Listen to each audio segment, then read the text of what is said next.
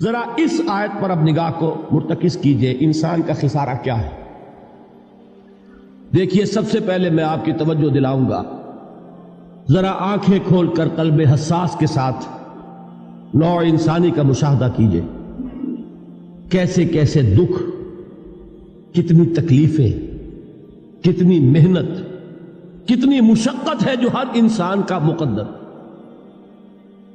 قرآن مجید میں ایک مکمل سورت ہے، سورت البلد، اس میں اللہ تعالیٰ نے متعدد قسمیں کھا کر ایک بات کہی، لا اقسم بہذا البلد وانت حل بہذا البلد ووالد وما ولد لقد خلقنا الانسان فی کبد۔ ہم نے انسان کو مشقت ہی میں پیدا کیا، یہ مشقت ہر انسان کا مقدر ہے۔ لوگ گھروں کو چھوڑ کر آئے ہوئے ہیں، کہاں کہاں انسان جاتا ہے، یہ اس دنیا میں محنت اور مشقت۔ ہاں، ایک مغالطہ ہو جاتا ہے کہ شاید یہ محلوں میں رہنے والے جو ہیں انہیں کوئی مشقت نہیں، انہیں کوئی دکھ نہیں، حالانکہ حقیقت یہ نہیں ہے۔ جو جتنا امیر ہے آپ دیکھیں گے اس کی جسمانی مشقت کم ہے، ذہنی کوفت زیادہ ہے۔ ٹرینکولائزرز کی انہیں ضرورت پڑتی ہے، انہیں سیڈیٹیوز چاہیے، خواب آور دوائیں مزدور کو نہیں کبھی ضرورت پڑے گی۔ وہ 8 گھنٹے کی محنت کرنے کے بعد احساس ہوتا ہے کہ وہ صبح ہی کی خبر لے گا۔ اور یہ وہ لوگ ہیں کہ جن کو ہپنوٹکس، خواب آور دوائیاں، سیڈیٹیوز، مسکن ادویات، یہ سارا لیبلیم اور یہ ویلیم اور یہ فلاں اور یہ فلاں، یہ کت کے ہاں جاتے ہیں؟ ذہنی سکون اور اطمینان انسان کو حاصل نہیں۔ کسی کی جسمانی مشقت ہے، کسی کی ذہنی مشقت۔ میں آپ کو یاد دلانا چاہتا ہوں مہاتما گوتم بدھ کا معاملہ۔ 30 برس کی عمر میں کپل وستو کا شہزادہ محل کو چھوڑ کر نکل گیا، جوان بیوی کو سوتا ہوا چھوڑ کر گیا، شیر خوار بچے کو چھوڑ کر گیا۔ راجدھانی میں رہنے والا محل کا باسی، جسے یہ معلوم ہے کہ باپ کے بعد مجھے یہ سلطنت ملنے والی ہے، کیوں گیا؟ کبھی کبھی آپ نے سوچا؟ اس نے انسان کے غم اور دکھ کا مشاہدہ کیا۔ اس نے دیکھا کوئی اندھا ہے، ٹھوکر کھا کر گر رہا ہے، کوئی والدین کھڑے ہوئے رو رہے ہیں اور ان کی نگاہوں کے سامنے ان کا نہایت محبوب بچہ دم توڑ رہا ہے اور وہ کچھ نہیں کر سکتا۔ اس نے سوچا یہ صدمہ کیوں ہے انسان کا، یہ دکھ اس کا مقدر کیوں ہے؟ اس صدمے سے، اس دکھ سے نجات پانے کی بھی کوئی شکل ہے کہ نہیں؟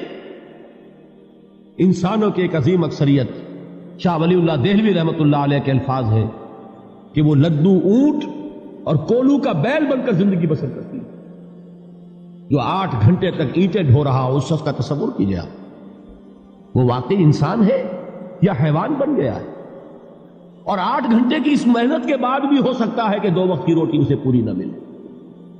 اور یہ تو ہو سکتا ہے، نہیں ہوتا ہے، کہ اگر بچہ بیمار پڑ گیا ہے تو شاید کوئی برتن بیچے بغیر اس کی دوا کا سامان نہ کر سکے۔ ایسا شخص کتنے بوجھوں تلا دبا ہوا ہے، کتنی مشقت کے اندر پسا ہوا ہے۔ لدو اونٹ اور کولو کا بیل، انسانوں کی عظیم اکثریت اس سطح پر زندگی بسر کرتی ہے۔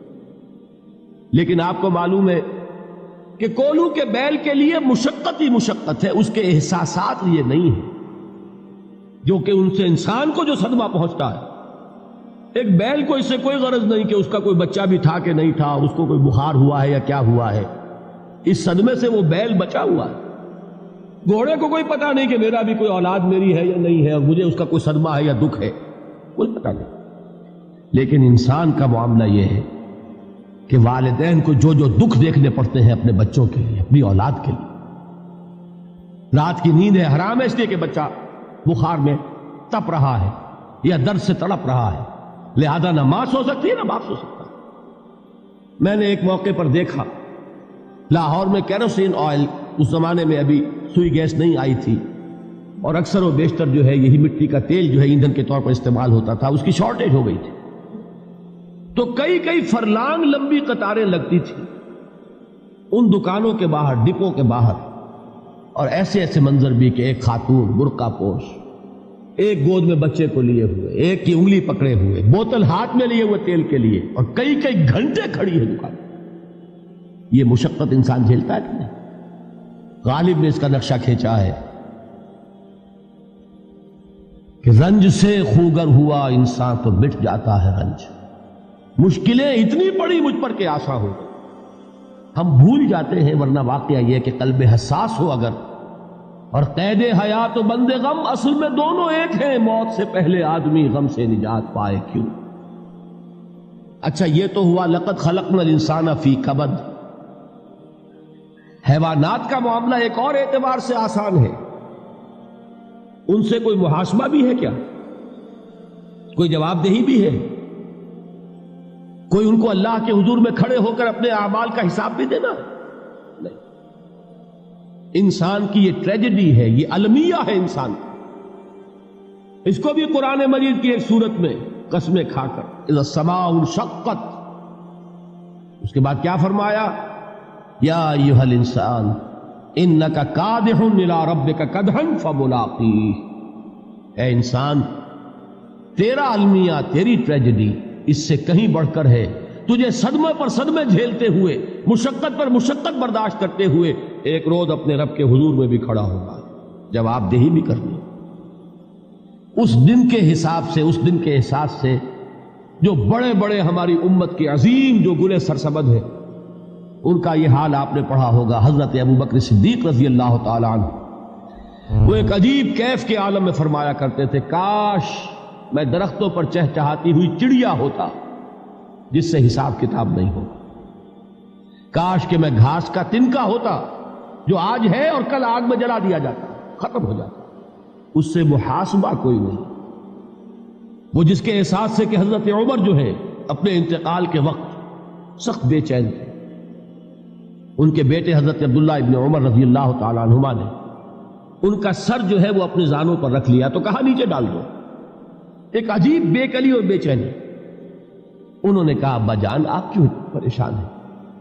آپ تو عشرہ مبشرہ میں سے، آپ کو تو اللہ تعالیٰ نے جنت کی بشارت حضور کے ذریعے سے اس دنیا میں دی. حضرت عمر فرماتے ہیں کہ خدا کی قسم اگر قیامت کے دن عمر برابر سرابر پر چھوٹ گیا تو بہت بڑی کامیابی تصور. یہ احساس جن کو ہوتا، حضرت علی کا حال کیا ہوتا ہے؟ ابھی جو آپ نے حافظ صاحب سے سنا، یہ حضرت علی کا معاملہ ہے کہ ایک تیر پیوست ہو گیا تھا، کسی طرح نکل نہیں رہا تھا. حضرت علی نے فرمایا کہ اچھا چھوڑو مجھے، میں نماز کی نیت باندھتا ہوں. نماز کی نیت پڑھتے تھے تو لرزتے تھے، کانپتے تھے. کس کے سامنے کھڑا ہوں اور کس کے سامنے مجھے ایک دن جواب دہی کے لیے کھڑا ہونا ہوگا. لن تزولا قدم ابن آدم، حضور نے خبر دی ہے ابن آدم کے قدم ہل نہیں سکیں گے. جیسے مجرم کھڑا ہوتا ہے کٹہرے کے اندر، اس کٹہرے میں سے ہل نہیں سکو گے حتی یسأل عن خمس، جب تک کہ 5 چیزوں کا حساب نہ لے لیا جائے. وہ 5 چیزیں کیا ہے؟ کان کھول کر سنیے. عن عمرہ فیما افناہ، عمر کا حساب دو. یہ 80 برس اور 70 برس ہم نے تمہیں دنیا میں دیے، کہاں ضائع کیے؟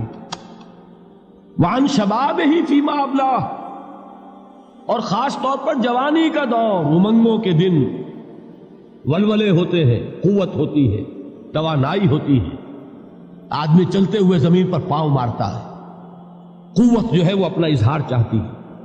یہ جوانی کہاں گلائی؟ حساب دو، ایک ایک لمحے کا حساب دو. وَعَن مَالِهِ مِنْ أَيْنَ اكْتَسَبَهُ وَفِيمَا أَنْفَقَهُ، ایک ایک پائی کا حساب دو. مال کا کہاں سے کمایا تھا، حلال سے کہ حرام سے، اور کہاں خرچ کیا تھا، گل چھروں میں، عیاشیوں میں، یا نیکی کے کاموں میں، ادائے حقوق اللہ کے دین کے لیے. 4 سوال ہو گئے.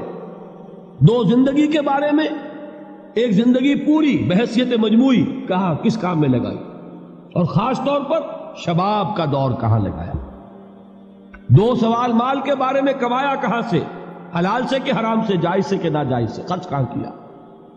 اور آخری سوال وعما عمل فیما علم، جو علم حاصل کیا تھا اس میں عمل کتنا کیا.